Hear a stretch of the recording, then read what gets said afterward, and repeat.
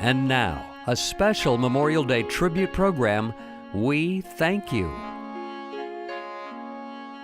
Hello and welcome to this special Memorial Day tribute program. I'm Jerry Stewart. It was exactly 12 years ago today that I produced my first special holiday program. And I've always felt that it was so appropriate, so right, that my first special was this day, Memorial Day. Why? Simply and powerfully this: freedom isn't free.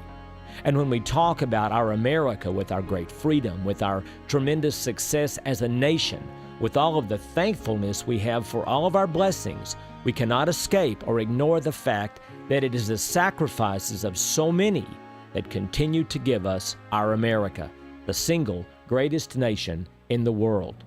It was Marine Chaplain Father Dennis O'Brien who reminds us of this chilling truth, that it's not the reporter who gives us the freedom of the press, it's the soldier.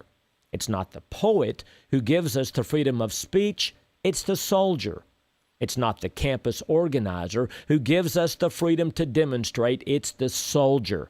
It's the soldier that salutes the flag, serves the flag, and sadly, whose coffin is draped with that flag. Simply said, America would not be the land of the free if it were not first and foremost the home of the brave. And that's what Memorial Day is all about, a day set aside to recognize those who have served and sacrificed to keep us safe and free.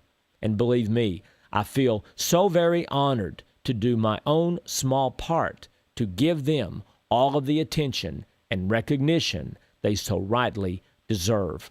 But where did our Memorial Day come from? Where did it start in America? Well, there are many stories, many cities who lay claim to being the birthplace of Memorial Day.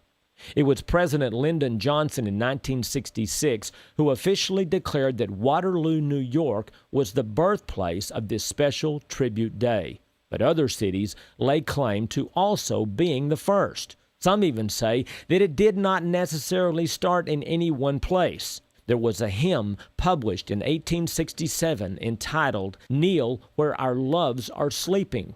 In that song it says, "To the ladies of the South who are decorating the graves of the Confederate dead."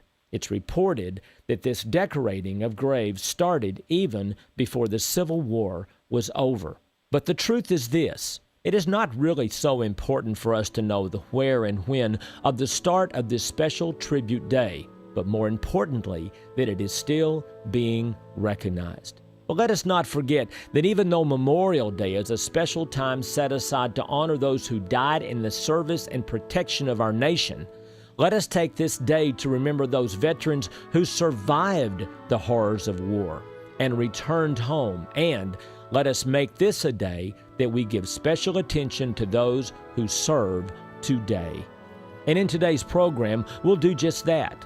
I recently got together with one very brave and dedicated soldier who is on his way to his third tour of duty. He will be going to Afghanistan shortly, but his words meant so much to me. Not just his courage and dedication, but even more, his love for America. That talk will be coming shortly. And on today's program, we'll have some other great stories told. You'll hear the story of one Army nurse who served in World War II. She and over 500 other nurses were sent to the Philippines to care for the wounded coming back from fighting in the Pacific. But these nurses were given an even greater task: to prepare for the return of hundreds of thousands of expected wounded that were to fight to take the island of Japan. But thank God, as horrible as the atomic bomb was, she will tell us the story of just how many lives the A-bomb actually saved because our soldiers and Marines were not required to fight there. You will also hear the brutal and chilling story as told by 91-year-old Andy Aquila, a veteran who survived the Japanese attack on the Philippines just days after they bombed Pearl Harbor.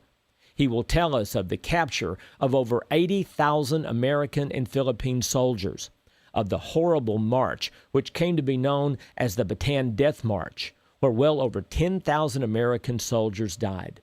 He was then taken to a POW camp and left for dead in a zero ward, and was later sent to Japan on what came to be known as the Hell Ships.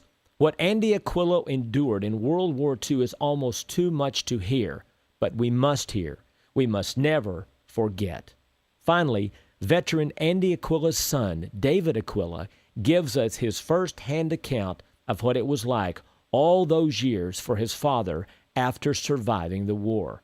David is a history professor who will give us not only insights into his own father's experience, but he will tell us some amazing facts and stories truly almost impossible to believe. The great importance of his part is to remind us all that there is a price to be paid for war, not just in the dying, but sometimes even worse, in the living.